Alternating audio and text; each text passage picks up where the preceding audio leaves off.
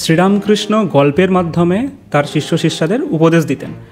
তার স্টাইলই ছিল যে থ্রু আ স্টোরি, একটা গল্পকে ব্যবহার করা হবে, তার মধ্যে ক্যারেক্টার্স থাকবে, তাদের জীবনে কিছু সিচুয়েশন হবে, তার মাধ্যমে উপদেশ। সবচেয়ে best form of teaching, advanced teaching through story telling.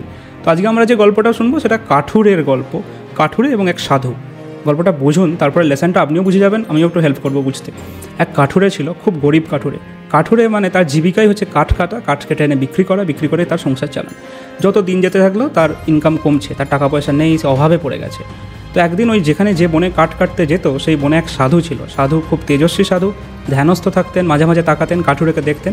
সেই সাধু দেখলেন যে কাঠুরে খুব রোগা হয়ে যাচ্ছে, জিরজিরে হয়ে যাচ্ছে, তার মানে একদমই তার ইনকাম হচ্ছে না, খুবই অভাবে আছে, খুব স্ট্রেস হয়ে যাচ্ছে। তো সেই সাধু একদিন সেই কাঠুরেকে বলবেন, তুমি এগিয়ে যাও, আরও এগিয়ে যাও। তো সেই কথাটা সেই কাঠুরের মাথায় বসে গেল। পরের দিন যখন সে কাঠ কাটতে এলো, ভাবলো সাধুজি বলেছেন এগিয়ে যেতে, সে এগিয়ে গেল। এগিয়ে গিয়ে দেখে চন্দন কাঠের বন।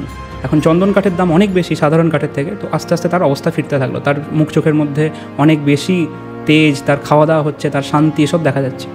তো কিছুটা সে সেটেল করে গেল, জীবনে স্থির হতে শুরু করলো। ভাবলো ঠিক আছে, জীবনটা আমার অনেকটা এগিয়ে যাবে, অনেক কাঠা দেখে নিয়েছি, চন্দন কাঠ চলবে। এবার একদিন তার মনে হলো সাধুজি আমায় বলেছেন এগিয়ে যেতে, আমাকে বলেননি যে চন্দন কাঠের বন দেখতে পাবে সেখানে থেমে যাও। তো সে আরও এগোতে শুরু করলো।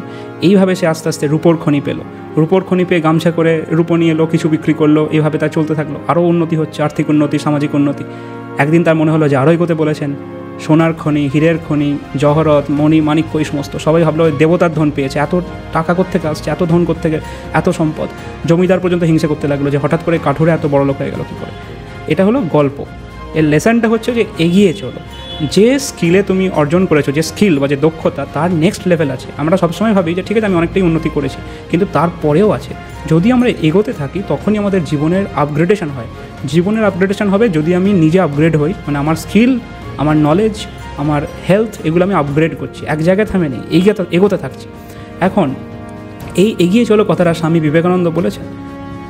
একটা তার জায়গায় তিনি বলছেন, গত 10 বছর ধরে আমার মূল মন্ত্র ছিল এগিয়ে চলো। যখন আলো দেখা যাচ্ছিল না, সমস্ত কিছু অন্ধকার ছিল, তখনও বলেছি এগিয়ে চলো। এখন অল্প অল্প আলো দেখতে পাচ্ছি, এখনও বলছি এগিয়ে চলো, শুধু এগিয়ে চলো।